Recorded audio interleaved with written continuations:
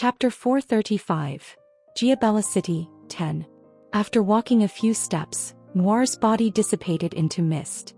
Eugene continued to stare as the mist faded away before muttering in a dazed voice. What was that? He couldn't understand the meaning behind Noir's tears at the very end there. Why had she been crying? Was she sad that their game was over? Since this was Noir who often did crazy things, it made sense that she would pretend to shed tears for such a reason. However, Eugene got the feeling that the tears he had seen just now, it hadn't seemed like Noir was acting. Even Noir herself had appeared to be embarrassed by the tears flowing down her cheeks.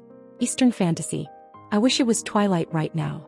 The words Noir had muttered were lingering in Eugenie's head.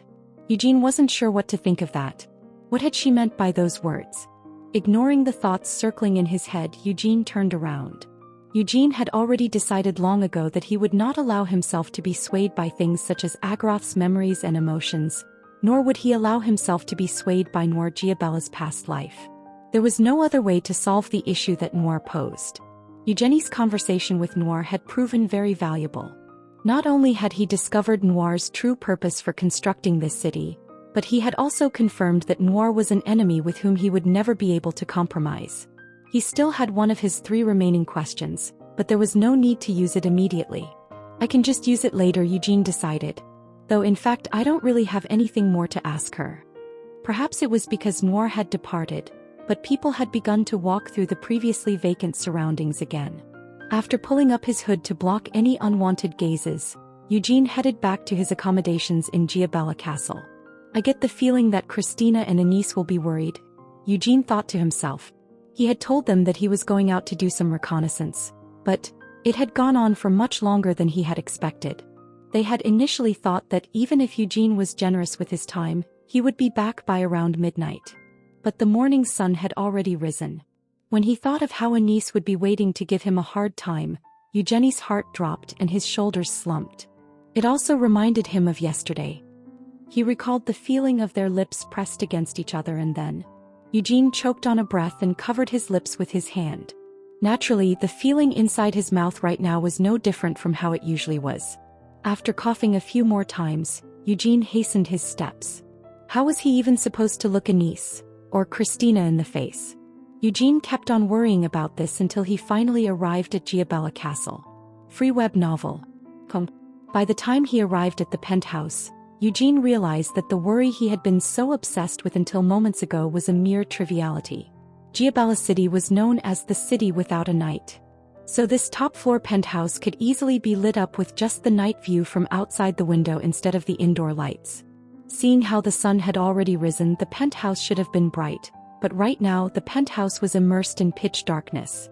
The large glass windows had been covered by thick blackout curtains, and all of the lights, including the chandelier on the ceiling, had been turned off. Eugene hesitantly entered the dark living room. Someone was sitting on the large sofa. It was Christina Rogerus. She was wearing her black clerical robes, the same shade as the darkness filling the living room, and her eyes were closed. What are you doing in here with all the lights turned off? Eugene cautiously asked. Eugene couldn't be sure whether the saint who was waiting there with her eyes closed, kneeling on top of the sofa and with her flail set down next to her, was Christina or Anise.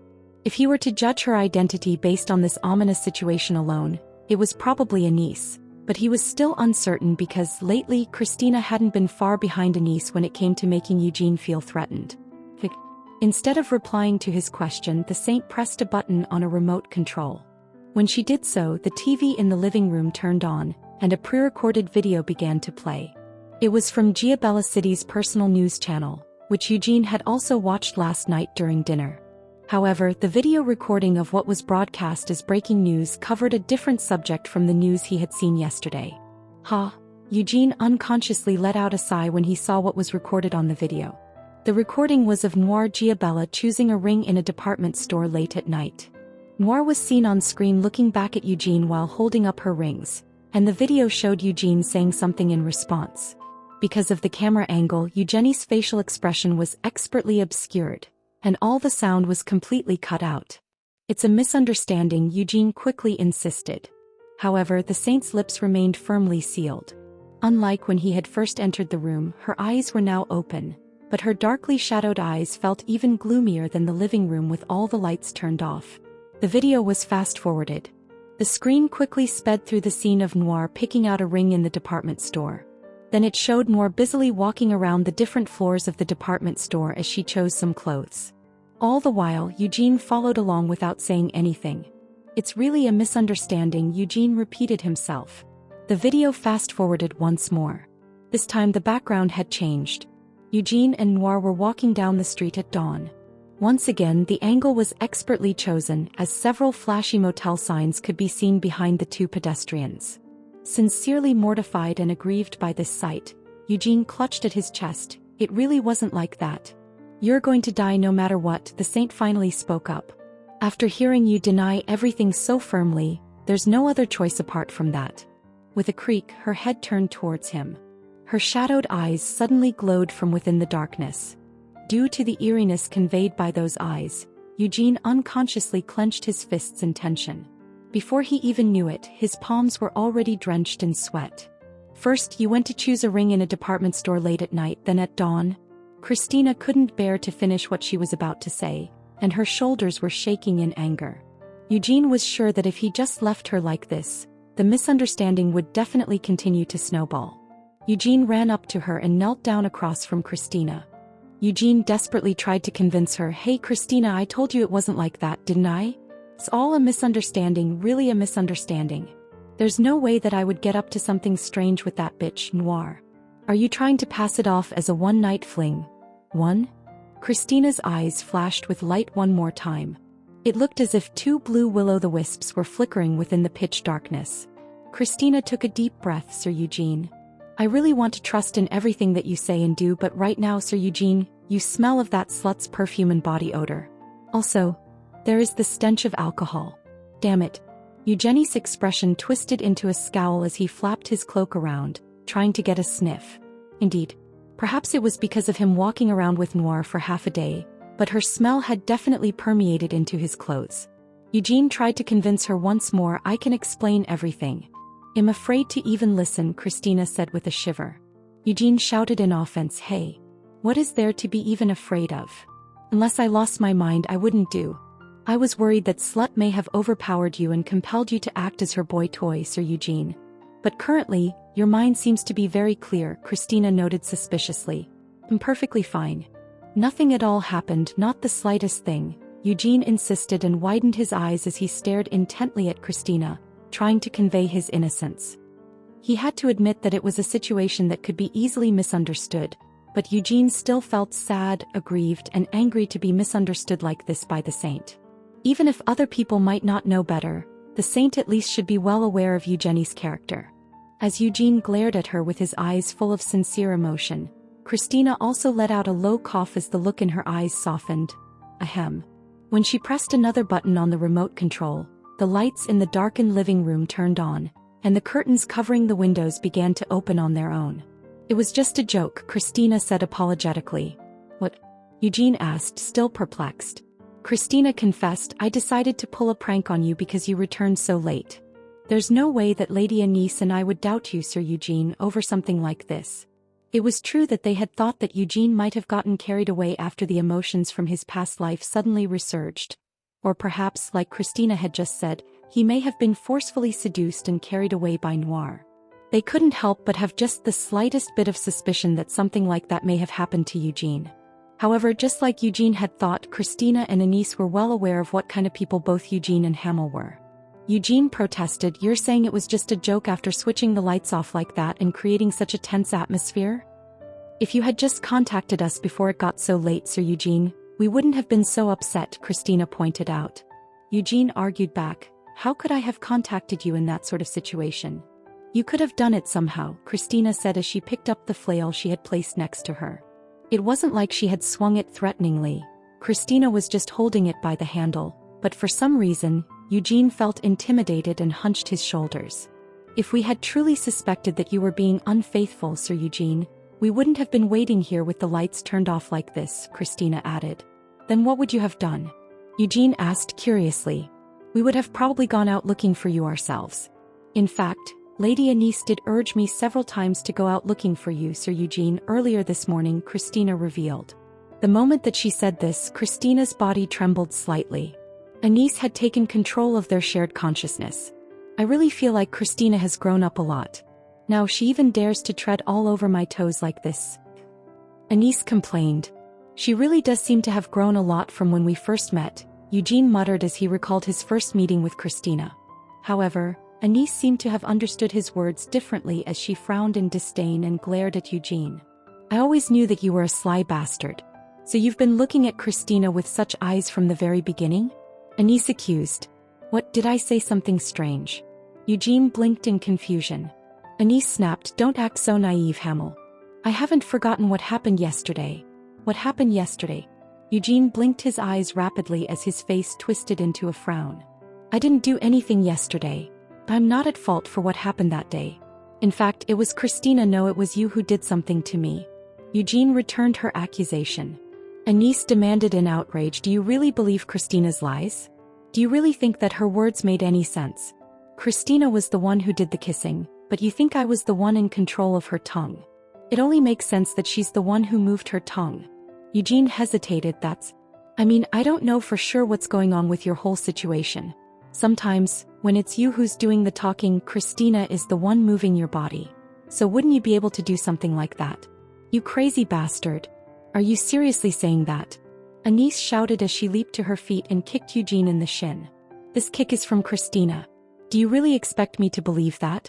Eugene asked skeptically. Anise grew even angrier. If you don't believe that, then why do you still believe that I'm the one who did that thing with our tongue yesterday? That's because it seems like something you would do, Eugene muttered quietly. Just what on earth do you really think of me? I won't do such lewd things.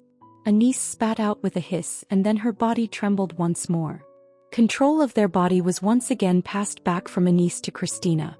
Sister, if you say it like that, then doesn't it seem like I'm the only one who would do something so obscene? Haven't we already come to an agreement on yesterday's issue? Christina protested.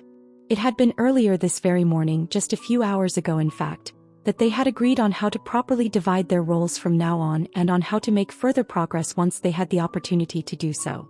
Christina knew that it was a mistake to have blurted out Anise's name in a panic, but there was no point in crying over spilled milk. 3. Eugene, who watched with a puzzled expression as the two of them began to fight for control of their body, looked around the living room and decided to change the subject. Where are the kids? Anise scoffed. What time do you think it is right now? It's still early in the morning. There's no way that those two kids would wake up this early in the day. I'm not sure about Rai, but Mare doesn't actually sleep, right? Eugene asked doubtfully. Even if she doesn't sleep, she can at least pretend to sleep or do something similar. If you're curious, just go to their room and see for yourself. It looks like you'll have to hash this out with Christina first, Anise said as she straightened her spine and firmed up her stance.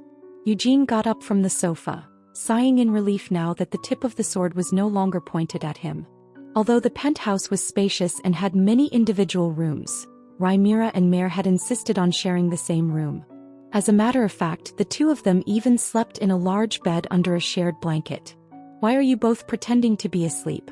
Eugene grumbled as he opened the door slightly. No matter how well insulated the rooms might be, the senses of Rhaenyra, a dragon hatchling, and Mare, a high-performance familiar, should be able to detect even the slightest disturbances. Is it done? Mare raised her head, the blanket still covering her up to her chin. Seeing her like this, Eugene instinctively approached the side of their bed and patted Mare on the head. What were you expecting to be done? Eugene asked gently. The disciplining, Mare responded. Eugene frowned in confusion. Discus? What? Disciplining? Of who to whom? Of you, Sir Eugene, by Lady Anise, Mare clarified. After hearing Mare say this as if she was stating the obvious, Eugenie's hand, which had been stroking her head, naturally flowed downward until he was pinching Mare's cheek. Why would I be disciplined by Anise? Eugene grumbled. You were wandering around the streets at night doing bad things, accused Mare. What bad things am I supposed to have done? Eugene angrily demanded.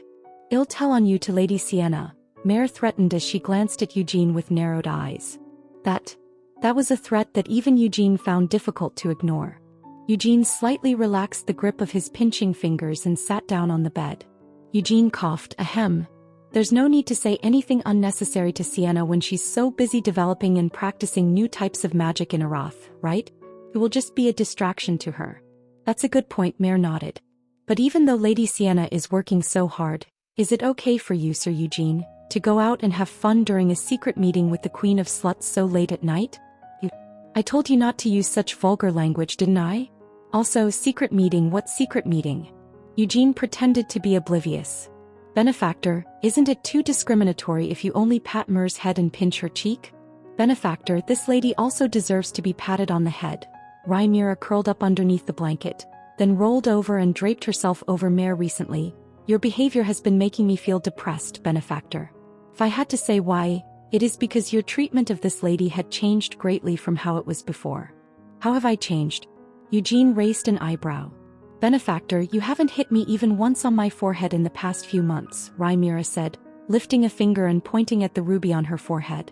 Well, of course getting hit on my ruby is very, very painful. However, after watching as the benefactor pinches Mer's cheeks and gives her noogies, I sometimes think to myself that I also want you to flick my Harg. Pup. Rhaenyra's words turned into a scream at the end. Mare, who had been quietly listening to them speak, had delivered a stinging forehead flick onto Rhaenyra's ruby. You idiot. If you want to get hit so badly, allow me to answer your prayers, Mare sneered. What I want to receive is an affectionate forehead flick from my savior, not you. Rhaenyra insisted. Like usual, the two began to roll around together in a tussle. Watching this scene, Eugene was lost in thought for a few moments.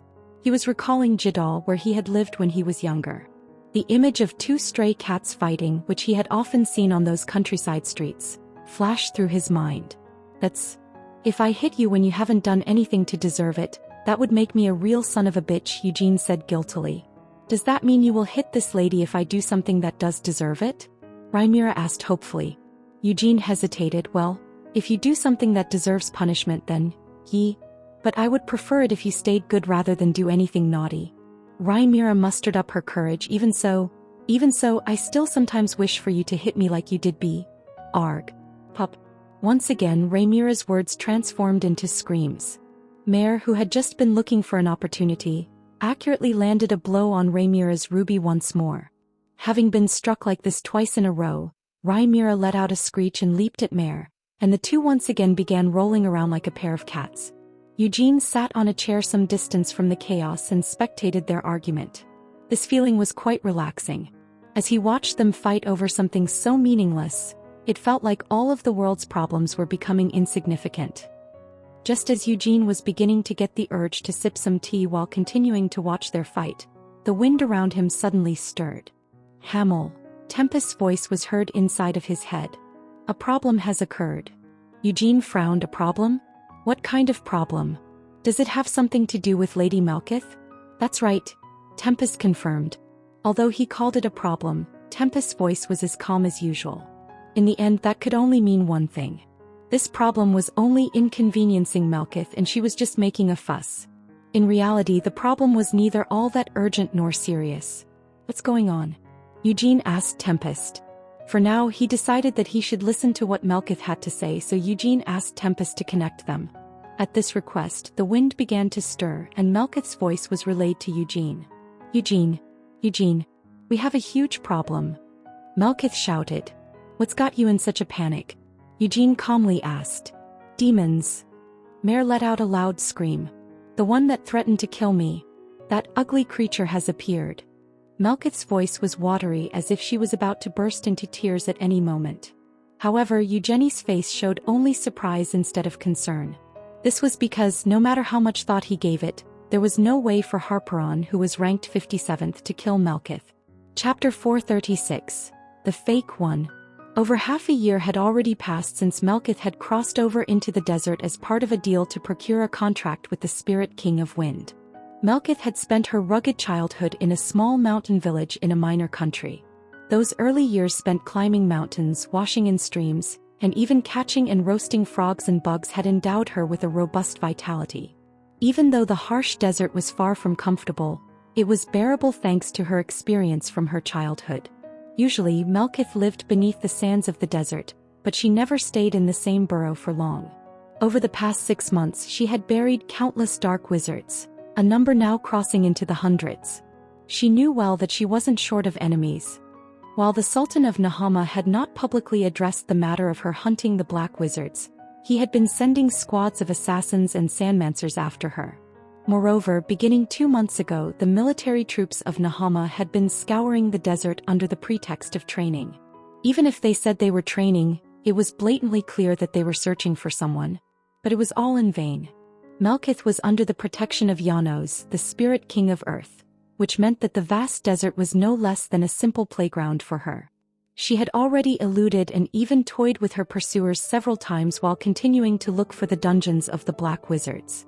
However, finding the dungeons had become challenging lately. To be more precise, even if she found the dungeon, encountering the dark wizards themselves had grown difficult. After several failed attempts, she came to the conclusion that the dungeon masters had finally yielded. Melkith surmised that they had probably abandoned their lairs for safer havens elsewhere. In that case, was there any point in staying in the desert now? Although life here wasn't unbearably uncomfortable, Melkith found herself longing for the city of Aroth after residing in the harsh desert for 6 months. She missed the White Tower as well as her loyal and beloved wizards. She had heard that the wise Sienna was gathering all the arch-wizards of the continent for a joint research project. Melkith felt a deep sorrow that she was not able to join them. She had appealed to Eugene several times, asking if it might not be the perfect time for her to return. But Eugene's stance remained firm. Even though high-ranking demons had crossed into the desert, the situation had not changed, and so he insisted that she stay and continue to do what she was doing until there was a significant change. "What should I do?" Melkith whispered while donning a large hat. She was currently residing in Lagra Oasis City, a renowned resort in Nahama. Despite its location in the heart of the desert, the artificial oasis was as vast as a large lake. Moreover, the water was not just clean and clear but refreshingly cool as well. Why was she there? It was simple: she was rewarding herself for her hard work. 3 days had already passed since she had arrived in the city, and she had been spending her time lounging on a sunbed near the oasis in a striking bikini while flaunting her figure. Since she was already in the desert, she was seriously considering getting a good tan and changing her image. Just as she was continuing with the activity that she had been doing for the past couple of days, she saw a demon. Truthfully, it wasn't extremely rare to see demons outside of Helmuth. Helmuth was a highly developed nation, and other countries on the continent had almost no laws regarding demon folks. They seldom accepted demon folk immigrants, so there were fewer demons in other countries compared to Helmuth. However, in Aroth, there were a few demons who stayed for extended periods under the guise of tourism. It was the same in Lagra Oasis as well. It was a famous resort in Nahama, so there were the occasional demon tourists. Melkith could not be sure whether they were truly tourists or illegal residents who used tourism as a pretext, but it wasn't her business. There were many demons without legal status in places like the Bolero Street of Aroth, so it only made sense for there to be undocumented demons in Nahama since it was a country that colluded with demons. However, the demons Melkith had seen in Nahama, at least in this city so far, though it might be a bit strange to say, were ordinary demons. To put it plainly, they were just average demon citizens. But this particular demon was different. She could feel a natural distinction in its class compared to other demons. It wasn't only Melkith who felt this. Others also held their breath while shrinking back the moment the demon appeared. They were too intimidated to stare or point. The demon really emanated an overwhelming presence that naturally dominated its surroundings. This was definitely a high-ranking demon, an existence clearly different from the average demon Melkith had seen until now. However, the aura the demon gave off wasn't the only reason for his dominating presence. The demon was Count Harperon, ranked 57th in Helmuth's hierarchy. The vivid criticism Melkith had previously unleashed was not the least bit exaggerated. The demon had a burly physique and grotesque appearance. He was easily twice the size of an adult man, and his body was somewhat similar in appearance to humans, except that he had the head of an elephant. His drooping ears fluttered like insect wings, and his 4 eyes emitted a sinister red glow. What was especially a rare sight was that Harperon was dressed only in a swimsuit covering his groin. He wore a tight-fitting speedo and was accompanied by females on either side and behind him. Several large men, seemingly his attendants, were near him as well. "Melkith," Janos whispered. "I know," responded Melkith. The men following Harperon also had an unusual air about them. Some looked like assassins while the rest looked like warriors. Melkith had heard that high-ranking demons had come to Nahama, but she had not expected to run into them in such a place. Have they come to capture me? Melkith thought to herself. Although she had changed her face with magic to remain unrecognizable, Melkith felt nervous. She put on her sunglasses and stood up. She had never imagined she would run into him in a tourist spot like this. She had assumed if they were ever to meet someday, it would be in the middle of the desert. It was also possible that this was a mere coincidence. The sight of Harperon surrounded by beauties and wearing a triangular swimsuit lent credence to the idea of coincidence. But Melkith couldn't simply stand by even if she had run into him by chance. She passed the tube and surfboard piled next to the sunbed and headed for the changing room as naturally as possible. Eugene, we have a huge problem. Melkith crossed to the back of the changing room out of Harperon's sight, and called upon the spirit of the wind. What's got you in such a panic? He calmly answered. Demons. Melkith screamed. The one that threatened to kill me. That ugly creature has appeared. Eugene did not give an immediate response. Instead, Melkith heard the sound of his lips smacking.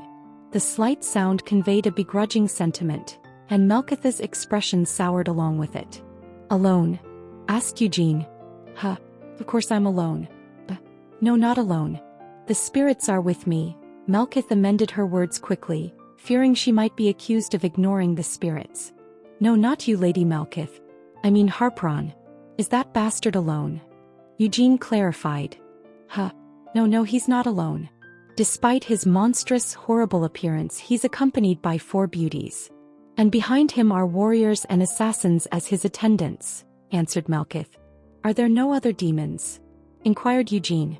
No, Melkith responded. After a brief silence, the wind spirit conveyed Eugene's voice. Then you should go and greet him. What? Asked Melkith, sure she had misheard him.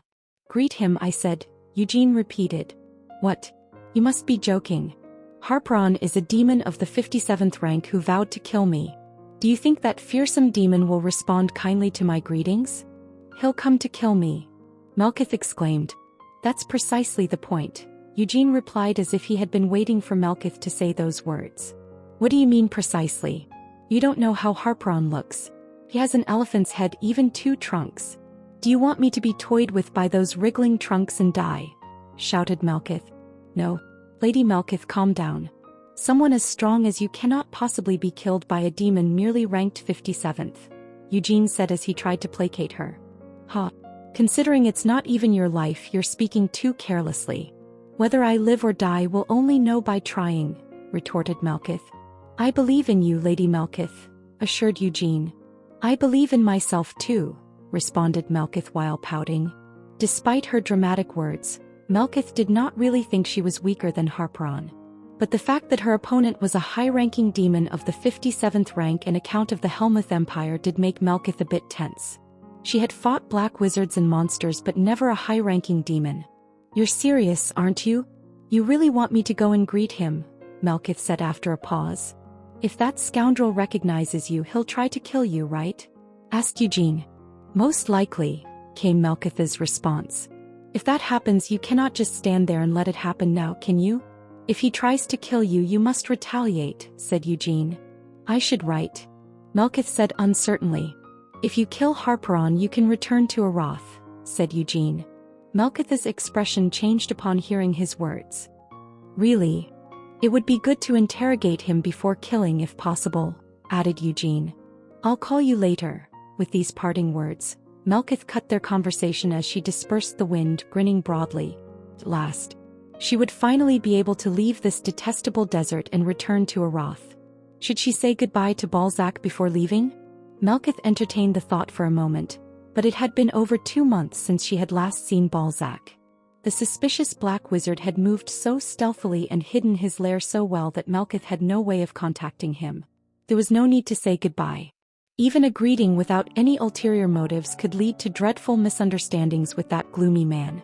Melkith put aside thoughts of Balzac and pondered how to approach and kill Harperon. Ahem. It seemed there was no need to worry after all. Melkith looked up. Rumble. A swirling black darkness was gathering in the clear sky. The source of this darkness was right above Melkith as its center. Melkith hummed consideringly. She then took off her large hat, pushed up her sunglasses slightly and flashed an awkward smile before asking, "How did you know? Don't you think you're underestimating me a bit too much?" As Harperon spoke, his two trunks writhed like tentacles. Melkith wasn't sure if they were really trunks, but the dark tusks on either side seemed to confirm he was indeed elephantine. Harperon continued, "You hid your power well, but the presence of spirits can't be completely concealed." Had she revealed herself while summoning the wind spirit? She had been so careful in her preparations and vigilance. Rank 57 is not low. Melkith, your caution was admirable, but this demon's perceptiveness is equally formidable, Janos warned. I do not wish to fight here. There are too many innocents around, Levin said. Summon me. My flames will reduce that dreadful demon to ashes. Ifrit roared. The three spirit kings each voiced their opinions. Melkith agreed with Levin. She too did not want to hunt demons in the middle of this peaceful resort city. Melkith looked at Harperon with a sycophantic smile as she assessed the power was swirling around him. The sky was beginning to darken. So, we're meeting for the first time, right? Very nice trunks, said Melkith. Melkith El-Haya. Harperon spat her name. It was an accidental encounter. Though he had come from Helmuth to Nahama, he had not been planning on immediately declaring war. The ritual of becoming the Demon King had to be overseen by Amelia Merwin, and she had not yet shown herself. The Sultan did not seem to be considering war, but that was not for Harperon or the other demons to worry about. If Amelia Merwin arrived and the demons egged him, the Sultan, despite his reluctance, would have no choice but to start the war. Harperon had intended to enjoy his relaxation until that day came. Little did he know he would meet Melkith El-Haya in this city, whom he had vowed to kill. He had heard that Melkith hadn't left Nahama yet and was still causing trouble in the desert. Even the Sultan had mentioned Melkith by name, asking him to stop her rampage in place of his inept soldiers. I have not forgotten the insults you spat at me. Harperon's eyes twisted in anger. Melkith took a cautious step back. Her long black hair turned silvery as it shortened, and her eyes reverted to their original blue. Seeing you in person, you seem much better than before, she muttered. I will not kill you here, Harperon said. Praxizel. Immense dark power enveloped Harperon. There are many others who want you dead as well. I will torture you first, let you beg for death, after inflicting enough pain. Then. Kaya. Melkith screamed, not so much fear at the thought of the scene but as a ploy to interrupt Harperon's focus and scatter his attention. Boom. Melkith stomped on the ground. Crack. The earth rose like a massive spear and rushed towards Harperon. The attack itself posed no threat. The immense dark power easily shattered the earthen spear. However, the scattered dirt and sand reformed and obscured Harperon's vision. At the same time, Melkith was propelled upwards. Yano's hand hurled her high and as Levin's crackling lightning wrapped around her. Melkith was enshrouded in lightning as she streaked across the darkening sky. Melkith El-Haya. Harperon bellowed with fury. Was she trying to escape? Harperon brushed aside the clinging curtain of dirt but was immediately engulfed in blazing flames. However, even this was not a threat to him. The high-ranking demon's body was impervious to such flames. He did not even suffer a burn. Harperon sneered and moved swiftly. Do you think you can run away? He shouted after her. Harperon accelerated with unbelievable speed for his size and chased after Melkith. He followed Melkith while contemplating how to humiliate this presumptuous human. Stay away. Melkith's scream echoed from afar.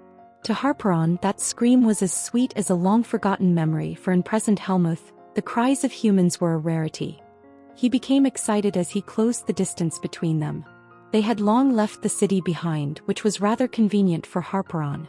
He would not mind indulging in slaughter without worrying about his surroundings, but unfortunately, it wasn't yet time for that. I will control myself for today, Harperon thought. Crackle. Lightning struck the desert. Had Melkith given up her escape? Or was she planning to flee underground? Harperon descended with a sneer. Flash. But at that moment, a beam of light exploded. A pillar of red fire shot up and dozens of lightning bolts rained from the sky. The desert shook like an earthquake and the sandy terrain flipped entirely. Even Harpron was caught off guard by this sudden phenomenon, and he gave up trying to land. He hastily ascended back into the sky. Sizzle. Immense mana transformed into a storm. Fire, lightning, and earth's power merged with the mana and became one. Spirit fusion. The spirit giant rose. Infinity force. There was no need for lengthy words. Melkith resorted to her signature from the start and transformed. She hurled her fist towards Harpron. Fire punch. Harpron burst like a balloon. Chapter 437. The Fake, 2. Frankly speaking, it was impossible to justify a demon with a rank below 50 in the current hierarchy of Helmuth. In plain words, the ranks were completely inflated. The original top 100 ranking demons of the hierarchy had been summoned to Babel 1 year ago, and after a fierce battle sanctioned by the royal decree of the Demon King of Incarceration, only 50 survived. Those survivors received a boost of dark power directly from the Demon King of Incarceration. They had been empowered without even making a contract with the Demon King of Incarceration. Naturally, the demons who survived that day in Babel had become incomparably stronger than before. At that time, Harpron had been ranked 110th among the demons. He had not even been summoned to Babel. Yet he wasn't content with his rank. The hierarchy battles between demons also became simplified after that day, and Harpron steadily climbed up the ranks. After 50 of the 100 demons perished, Harpron managed to ascend to the 57th rank through battle. However, he wasn't satisfied with his achievements. Given a bit more time, he believed he could climb even higher and possibly break into the top 50. The dark power of the Demon King of Incarceration could not be used in the hierarchy battles. If he was careful in choosing the right opponents to fight, he believed it was possible for him to climb higher and higher in the demon rankings. But now there was no need to be obsessed with the hierarchy battles. If a war really did take place in the desert as had happened centuries ago, he could grow stronger by feeding on the blood and fear of humans. Whether Amelia Merwin would indeed conduct the ritual of ascension of the Demon King as promised was uncertain, but the blood and screams of war had always been nourishment for demons. It's impossible, Harpron thought in disbelief. For a web novel. He had not received the summoning of the Demon King of Incarceration. Without the massacre at Babel, his rank would have been at best 107th. He hadn't yet had the chance to relish in blood and fear. He hadn't even met Amelia Merwin. All of these were facts. Even so, this was unbelievable. An 8th circle archwizard by human standards was indeed a formidable opponent. Harpron knew he couldn't dismiss such a foe. But despite knowing she was a formidable foe and taking necessary precautions, he found that things weren't going as planned in his encounter. Melkith Elhaya possessed a strange, different kind of magic. She possessed a dark power unlike that of demons, something even demons who had lived through the era of war couldn't defy. Her behavior was so frivolous and vulgar that it was hard to believe she was an archwizard. Upon meeting him, she had trembled with fear, dripped with sweat, and wore a cowardly smile before running away with a noisy, disgraceful scream. It was hard to take her seriously. In fact, Harpron found it quite difficult to maintain his perception of her as a formidable opponent. Melkith's words, actions, and attitude appeared so genuine that it was hard to believe it was just an act. Thunderbolt kick. Even now, Melkith's behavior was utterly disgraceful and ugly. She screamed shrilly as she yelled the childish names of her techniques. Her arms and legs flailed awkwardly as she shouted.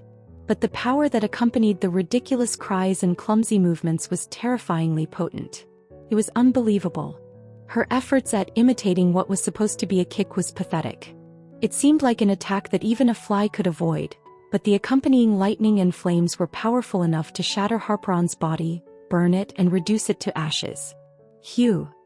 Harpron groaned as he cut a sorry figure. Why had she run away when she possessed such immense power? Had it been a deliberate ploy? Harpron recalled the expression on Melkith's face and her screams as she attempted to flee earlier. It was truly impossible for him to even attempt to understand her. If she was really so powerful, she should be equally as prideful. How could she just cast aside her pride and display such unseemly behavior without a moment's hesitation? It wasn't just Melkith's disgraceful demeanor that had spurred Harpron into action. He was ignorant about archwizards and spirit kings in general. He knew that Melkith had formed contracts with several spirit kings, But he had never imagined that a single human could simultaneously draw upon the full power of 3 spirit kings. No one would have imagined such a thing was possible without witnessing it firsthand. Everyone is underestimating Melkith al-Haya. Or was this her intention all along? Harpran wondered. Harpran wasn't the only demon Melkith had mocked and provoked. More than 5 demons harboring murderous intentions toward Melkith had crossed over into Nahama. All these demons vowed to make her pay for the sins of daring to taunt them with her slippery tongue. They couldn't take her lightly. If this was all Melkith's design, the other demons would surely underestimate Melkith and fall prey to her might, just like Harparan. I must share this truth. Harparan thought earnestly, yet he intuitively sensed that it would be impossible to attain his wish. The battle had not lasted long, but he was already on death's doorstep. Battle? Was this even a battle? Annihilation was a word better suited for the current situation. The powers of the Spirit Kings were being manifested through Melkith.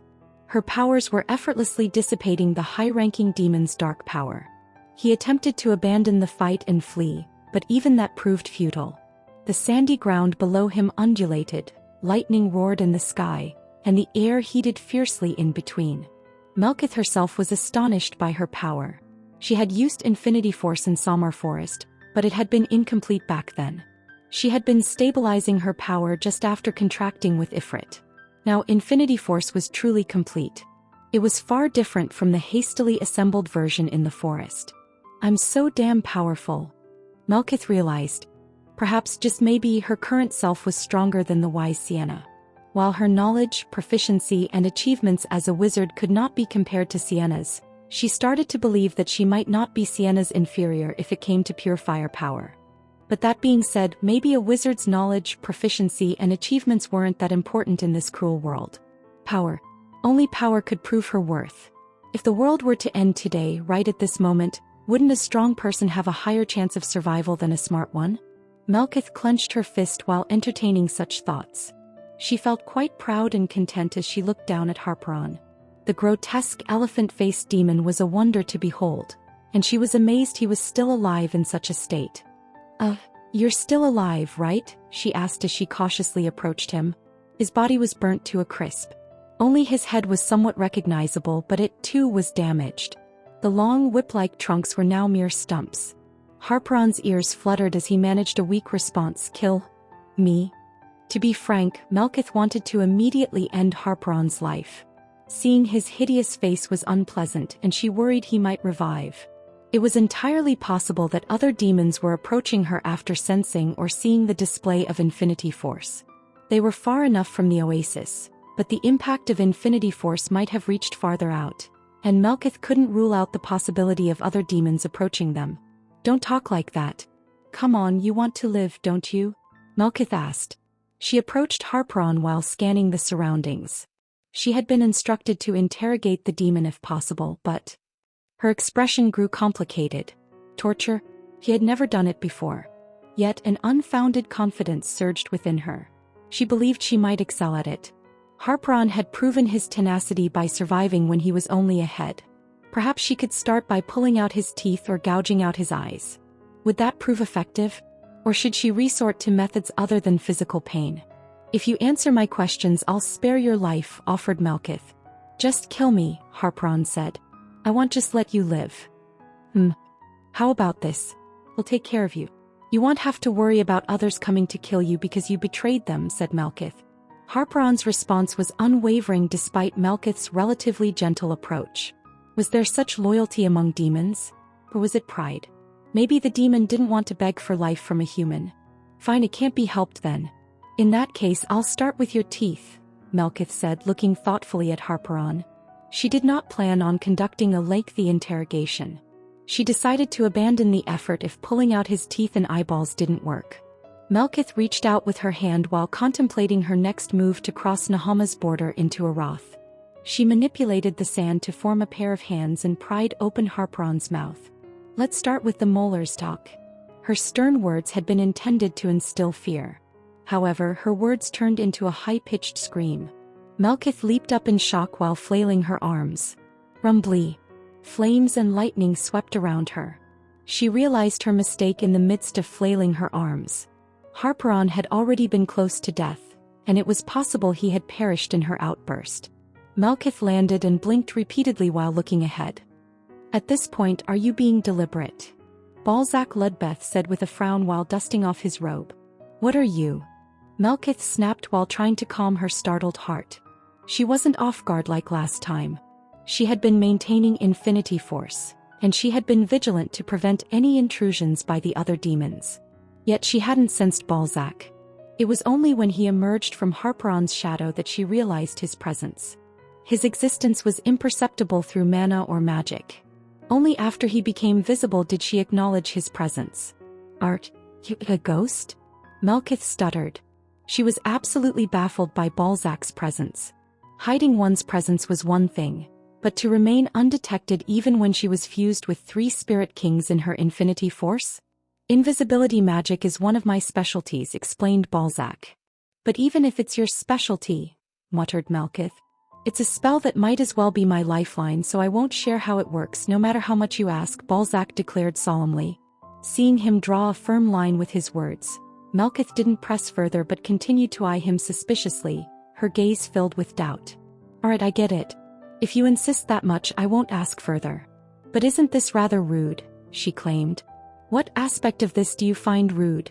Inquired Balzac. You suddenly appeared before me and took away my prey, said Melkith, pointing to Harperon. The demon was held in Balzac's grasp. Harperon frantically looked around with his 4 eyes. He attempted to assess the situation but was unable to recognize who was holding him. Who is this? Asked Harperon. This question felt odd. As a demon, Harperon should have been able to sense the dark power of a black wizard. Moreover, Balzac was contracted with the demon king of incarceration. It was implausible that Harperon had failed to detect Balzac's magic even now after he had revealed himself. Indeed, I have committed a great act of disrespect. Balzac nodded while descending to the ground. He gently placed Harperon's head down and bowed deeply to Melkith. Lady Melkith, I did not emerge from hiding to belittle, insult, or intimidate you. Nor did I take Harperon away to satisfy my own desires. Then why? Asked Melkith. I wanted to share my thoughts first, but I was too concerned with my own safety and neglected the possibility of your distress. Had I not intervened, this head would have turned to ash, responded Balzac. What's your thought then? Asked Melkith. If you want to interrogate him, I can be of assistance, responded Balzac. As Balzac slightly raised his gaze, Melkith scrutinized the eyes behind his glasses. She couldn't discern his true intentions, but his offer to help with the interrogation seemed genuine. How exactly can you help? Asked Melkith. With magic, responded Balzac. Obviously. But what kind of magic? Melkith probed. A signature I developed here in the desert. Since you are also an archwizard, but Balzac was interrupted here. Are you telling me not to ask? You suspicious guy. Fine, whatever. I don't know what tricks you might pull, so why should I trust you? I'll deal with this ugly elephant myself, so just scram, shouted Melkith. Eastern fantasy. If you cannot trust me, how about this? Said Balzac with a sly smile. I will swear on magic and mana. I will not mix any lies in the answers I get from Harperon, and I will pose no threat to you or anyone else. But you're a black wizard. Do oaths on magic and mana even hold any weight for you? Won't you later say that being a black wizard allows you to ignore such vows? Melkith voiced her doubts. That's nonsensical. A vow is no joke and it can't be dismissed or evaded with such petty wordplay, retorted Balzac. You seem like you could do it, muttered Melkith under her breath. I'm flattered that you think so highly of me, but I cannot perform such feats, Balzac shot down her suspicion. Melkith stared at Balzac with a skeptical expression. Harperon still hadn't recognized him. The demon was rolling his eyes in every direction, showcasing his unease. Why are you so keen on helping to the extent of making a vow? Melkith asked finally. I'm interested in what I can learn through the interrogation. Plus, I'm eager to test if my new signature functions correctly, answered Balzac. Fine, go ahead. Melkith could relate to the desire to try out new magic. In her youth, she too had often caused mishaps because she had failed to suppress such urges. Of course, she did not agree to Balzac's suggestions solely out of sympathy and respect. A signature is worth observing, Melkith thought. She realized that the information she could gain by observing Balzac's new signature might be even more valuable than what she could gain from interrogating Harpron. His existing signature, blind, afflicted a large area and deprived the senses of those held within before they were finally killed. It was a spell ideal for mass slaughter but ineffective against an equal or stronger opponent. If she ever had to confront Balzac, she was confident of an overwhelming victory even under the effects of blind. Someday he might become an enemy, Melkith told herself. She didn't just consider the possibility. She was convinced this suspicious man could never be an ally and would inevitably turn into a deadly adversary. But she couldn't turn against him based on mere speculation. For now, she planned to use this opportunity to study his new signature. It would allow her to prepare for a potential confrontation in the future. Melkith admired her own strategic foresight as she focused intently on Balzac. Then, unperturbed by her glaring scrutiny, Balzac extended his left hand. He raised Harpron's head and turned it to face him. "You are Balzac Ludbeth." "No." "Impossible," muttered Harpron. "Which part do you find impossible?" Balzac asked with a slight smile. Harpron's cheeks trembled at the sight of his smile. "How can you, a black wizard?" Harpron's shock was understandable as he couldn't sense any dark power from Balzac. It was unthinkable. How could a black wizard contracted with the Demon King be devoid of any dark power? Was it possible that his senses had dulled after being reduced to just a head? Soon Harpron realized something more startling. It wasn't just the absence of dark power. He couldn't even sense the life force and soul that existed in humans. Balzac was standing right in front of him, but Harpron couldn't be sure if he indeed was there. "I'm pleased to see the reaction I wanted," Balzac said. He raised his right arm while maintaining his smile. His sleeve slid down and revealed an arm densely covered in black inscriptions. The intricate and tightly woven spellwork made his arm look as though it was stained black with ink. What are you planning to do to me?" Harpron asked uncertainly. The formulas wrapped around Balzac's forearm began to move. Tiny characters like grains of sand shifted and spread towards his fingers and palm. Soon his arm and fingers were completely black as if stained with ink. The black pattern writhed and transformed into a pitch-black snake. "Ah!" Harpron instinctively knew what was to come. Though toothless, the gaping maw of the snake showed an abyss of unending darkness. Being swallowed by it meant an existence trapped in eternal darkness. It would be impossible for him to reincarnate or cease to exist. He would be tortured forever until Balzac permitted otherwise. "Please, please," Harpron whimpered. But the snake did not heed his pleas. It grew abnormally in size before engulfing Harpron's head in a single bite. Melkith watched, her face a mix of revulsion and shock. What did you do?" she asked. "I devoured him." Balzac's response was calm. The snake's head returned to his hand. He brushed off his arm and turned to Melkith. "It's overwhelmingly quicker and more convenient than torture and interrogation. Don't worry though. All of Harpron's memories remain intact. Think of it as a book," he assured. "A book?" asked Melkith. "For Yubn Uvel." "Yes. I've turned all of Harpron's memories into a book and stored it in a mental cabinet within me. This way there's no confusion with my own memories and self," Balzac explained. "And his power?" asked Melkith. "His dark power has been added to mine," came the response. Balzac's face remained composed, while Melkith's eyes flared with anger. "You deceived me," Melkith shouted. "How?" "I have not at all. I have not violated my oath," Balzac stressed on his innocence. It was a valid point, but who would have imagined he'd devour Harpron like that? Melkith wanted to force Balzac to regurgitate the elephant's head, but before she could act, he spoke softly. "Calm down, Lady Melkith. For now we should leave this place," he said. "You're coming with me?" she asked. "If I leave now, you and Sir Eugene might misunderstand my intentions," Balzac responded. "Why? Are you bringing up Eugene?" "I have nothing to do with him," said Melkith. "Yes, I understand. But we should still move," Balzac said. He seemed unconcerned about Melkith's sorry attempt at her show of loyalty towards Eugene. Chapter 438. The Fake 3. Harpron was dead. Amelia Merwin knew the name well. He was a high-ranking demon, high enough to be in the top 100. Even though he was ousted from the capital Pandemonium, Being ranked among the top 100 in Helmuth was no small feat. The ease with which such a high-ranking demon died was staggering. According to the servants who had followed him to the Oasis city, Harperon had encountered Melkith Elhaya by chance and pursued her with the intent to kill. Master of Spirit Magic. Having seen the memories stored in Edmund's Vladimir, Amelia was well aware of Melkith's power. Though most of the rumors about Melkith were about her eccentricities, the fact that she had contracted with multiple spirit kings and reached the 8th circle in magic was an extraordinary feat. It wasn't something that could easily be dismissed. Amelia had judged that Melkith would have the upper hand if she fought against Harperon, but she never imagined the battle would end in mere minutes. A high-ranking demon was known for being hard to kill. However, Harperon had failed to last even an hour in combat against Melkith. Amelia had warned the demons to not act rashly. She had already warned against such recklessness, but her warnings were just words. She could not reliably restrain anyone with mere words. What should I do? Amelia started thinking of her next course of action. The ritual of ascension to Demon King couldn't take place unless Amelia was there in person. What if she moved in secret? The foolish Harperon had revealed himself and brought unto him his death in a clash with the White Tower Master. Secretly mobilizing the demons and preparing for the ritual seemed hardly feasible now.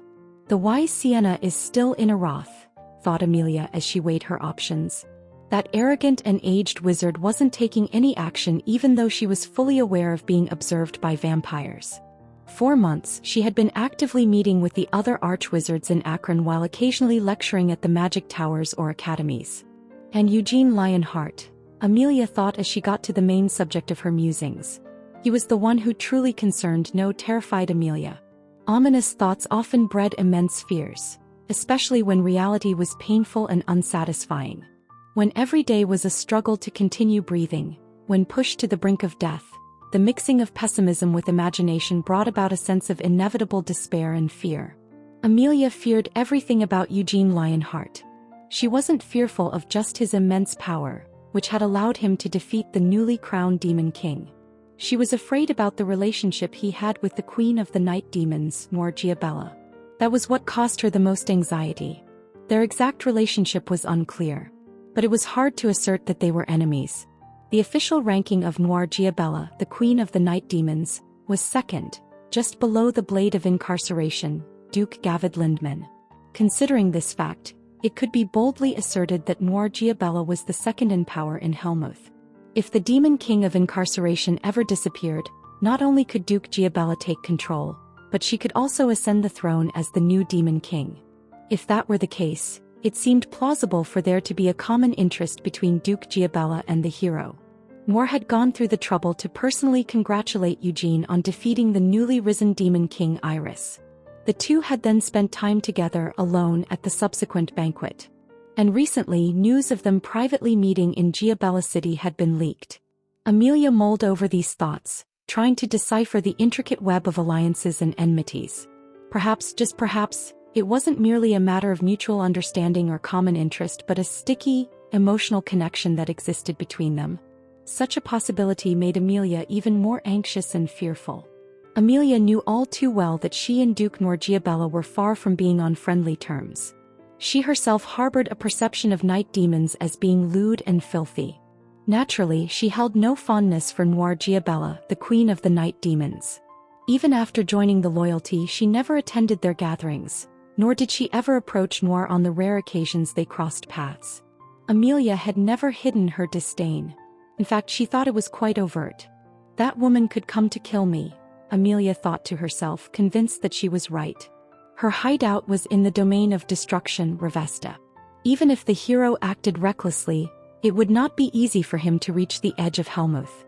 But it was different for Noir Giabella. There was no place in Helmuth she couldn't reach. In fact, Noir had entered Revesta a few months ago, mocked Amelia and caused havoc by destroying her mansion. She might be coming to kill me even now, Amelia despaired. Her body was in such a state that death wouldn't be surprising. Most of it had necrotized below her head, and stepping out of the nutrient bath would mean immediate death. It was entirely possible that leaving Revesta might not even restore her body. The time she spent in this underground city, about a year, had not only ravaged Amelia's body with the dark power of destruction but also left deep wounds in her soul. I can't. Amelia couldn't think further. Should she leave Revesta and head to Nahama? Or should she wait and observe the situation further? She couldn't even contemplate her options. A creeping madness, like paranoia, was robbing Amelia of her composure. She could die tomorrow or even right now. She might self-destruct from the power of destruction, or Noir might barge in and end her life. Harperon was dead, and if more demons continued to die, the Sultan would dance like a pig.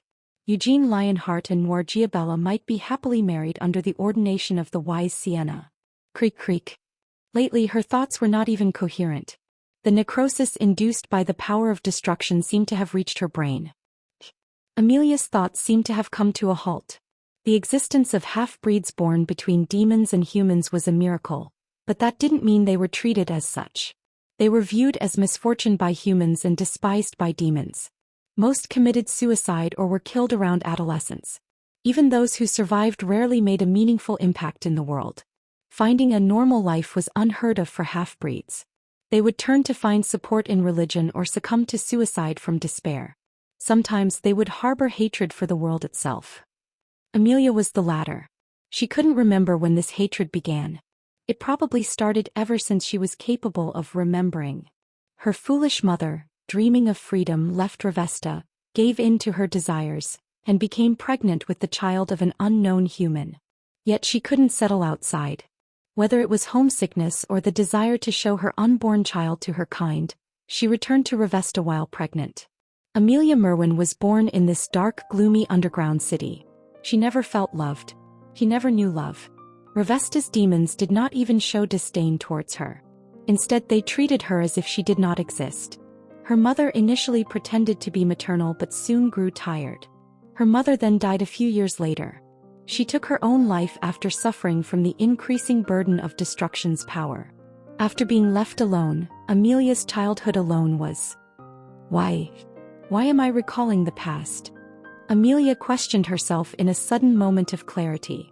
Was her dying brain showing her a random reel of memories? He didn't want to see, remember, or die. She was desperate to focus, but Amelia's mind wouldn't cooperate. Her brain started wandering on its own.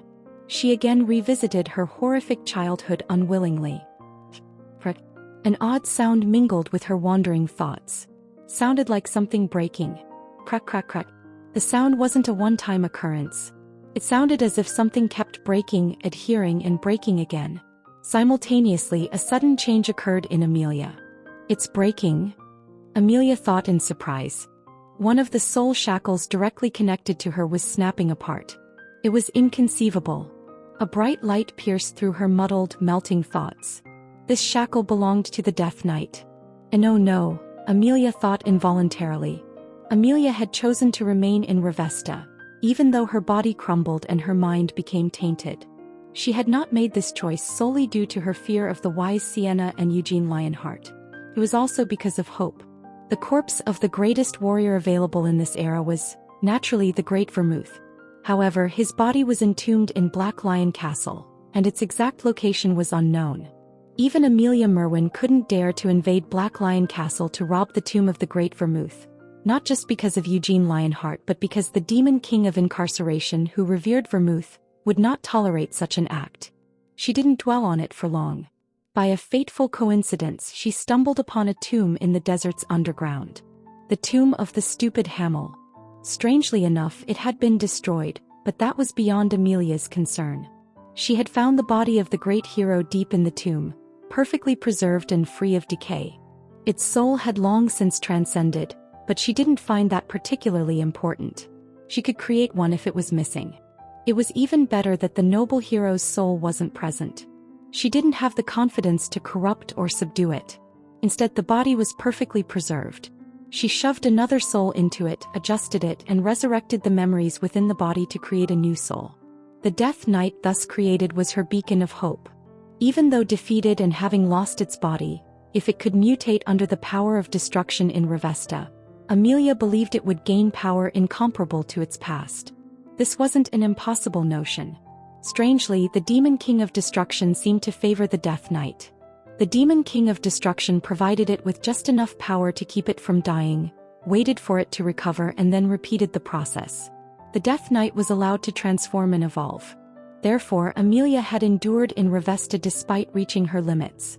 But all that was becoming meaningless now. The breaking of the shackle meant only one thing. The Death Knight had perished. It no longer existed. Most of Amelia's time in this damned underground had been rendered pointless.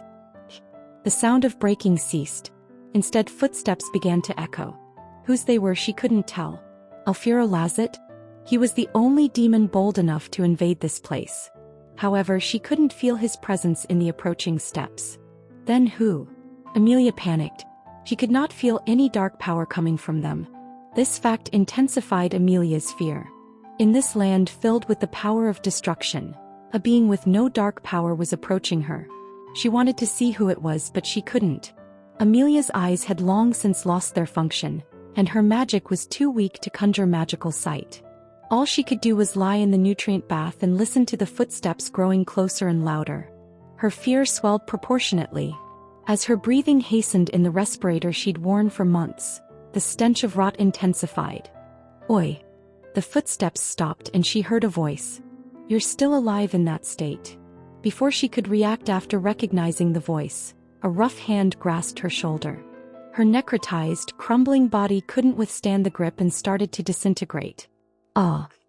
She gasped involuntarily and was shocked to find herself capable of making a sound. It wasn't just her voice either. All of her senses returned at once. Intense pain emanating from a body as good as dead awakened her thoughts. Ah! For the first time in months, Amelia screamed in her own voice. She had previously severed most of her physical sensations to ignore the pain, but now, forcibly restored, she writhed in agony while vomiting blood. Blood? She thought in shock. She was astounded to find herself spewing blood and contorting her body. Her body and organs, previously in collapse, were now perfectly restored. The blood she had replaced with liquid nutrients now flowed naturally, and her heart, lost long ago, was beating strongly. You, she stammered incoherently. Amelia belatedly opened her eyes. What she saw with her now illuminated eyes surprised even her. It was a man. She recognized him, but his appearance was strikingly different from her memory. The man now had no scars on his face. Not just his face, his entire body, bare as it was, bore no marks of injury. At the same time, she could sense vitality from him. She could not feel even a trace of undead from the man, unlike when he was initially resurrected as the Death Knight. Amelia could feel the warmth unique to the living from the hands that held her. There had been a transformation. The specter, once a mere soul in a lost body, had transmuted into a completely different being. He had transformed after mixing with the power of destruction. Amelia's harbored hope had borne fruit. You've succeeded in transforming? That's how. So you acquired a new body? She shouted. Even though the pain she felt was like death, Amelia cried out in joy. However, the man's expression remained cold. His face contrasted sharply with Amelia's jubilation. The thought of snapping her neck and killing her then and there crossed his mind.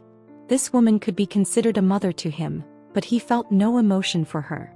Instead, his feelings were filled with anger, hatred, and disgust. The man was unsure whose emotions these were. Were they the emotions of him in existence that started as a lie? Or were they the feelings of Hamel, whose memories were manipulated, filled with humiliation, and incited to murderous rage by his comrades? Who was he really? Amelia Merwin. How long he had been in that void he wasn't sure. But one thing was clear. Vermouth hadn't killed him. Though he couldn't fathom the exact intentions, despite hating his existence, Vermouth hadn't killed him. Instead, he had tolerated his presence and given him strength. "What do I look like in your eyes?" he asked. Why was he asking that? Her response should not matter to him. It wouldn't matter what she said. He wanted to simply kill her. "What do you look like, you ask?" Amelia answered calmly. "Hamel Dinah's. Did you come looking for me without even checking your face?" The chain had snapped. Amelia no longer had any means to control the Death Knight. She realized this fact anew. If the hands holding her shoulder were to strangle her now, she wouldn't be able to resist. However, she didn't think such a thing would happen. The power of destruction that had been killing her body, had vanished. Hamel, the Death Knight standing before her, had lifted the power of destruction and its curse from her. Is that so? The spectre murmured in a soft voice. He let go of Amelia's shoulder and moved his hand to touch his own face. He had a face without scars. It was a face that wasn't his. He heard her answer, but the spectre still couldn't grasp who he truly was. Nor could he understand why he was alive in this way.